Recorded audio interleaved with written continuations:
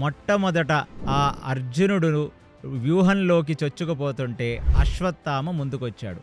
అశ్వత్థామ ఎప్పటికైనా అర్జునుడిని నిగ్రహించి ఓడిద్దాం అనే ఒక ఆశతో 15వ రోజు వాళ్ళ నాన్న చచ్చిపోతున్నప్పటి నుంచి వస్తూనే ఉన్నాడు ప్రతిరోజు ముందుకి. రివెంజ్ తీసుకో అట్లీస్ట్ కనీసం సోల్ సాటిస్ఫాక్షన్, కనీసం ఈ కృష్ణార్జునులని ఒక్కసారి నేను కింద పడేసినా నిగ్రహించినా నా ఈగో సాటిస్ఫై అవుతుందంటే, అర్జునుడు భీకరంగా వచ్చి ఆ అశ్వత్థామ ముందు నించొని బాణాలతో అశ్వత్థామను నిగ్రహించేస్తుంటే, అశ్వత్థామకు మళ్ళీ ఒక బాణం తీసి ఇంకొక బాణం వేసే గ్యాప్ ఇవ్వకుండా, అసలు ఎప్పుడు యుద్ధం మొదలైందో ఎప్పుడైపోయిందో తెలియకుండా అశ్వత్థామ యుద్ధంలో పడిపోయాడు.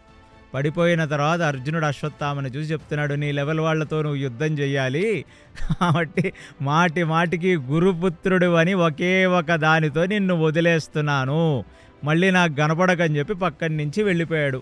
అర్జునుడు కౌరవుల సేన లోపలికి చొచ్చుకుపోతుంటే సుశర్మని చూచి ఆ సుశర్మ వైపుకు విపరీతమైన బాణ పరంపర వేస్తూ వాళ్ళని నిగ్రహించే ప్రయత్నం చేస్తున్నాడు. ఇక భీమసేనుడు అటువైపు ఉన్న శల్యుడి మీదకు వెళ్ళి శల్యుడికి భీమసేనుడికి దీర్ఘకాలమైన యుద్ధం సాగింది. ఇక ఆ శల్యుడికి అర్థమైంది భీమసేనుడితో బాణాలు వేసి నిగ్రహించటం కన్నా శల్యుడికి కూడా చాలా మంచి గదాయుద్ధం తెలుసు.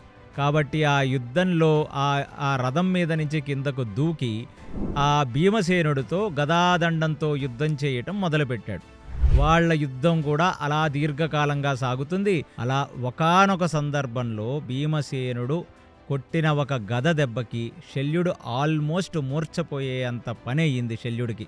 ఇక శల్యుడిని ఆ మద్దర దేశం వాళ్ళందరూ వచ్చి శల్యుడిని తీసుకొని వెళ్ళి ఆయన రథం మీద కూర్చోండబెడితే ఇప్పుడు భీమసేనుడితో యుద్ధం చేయడానికి అశ్వత్థామ వచ్చాడు.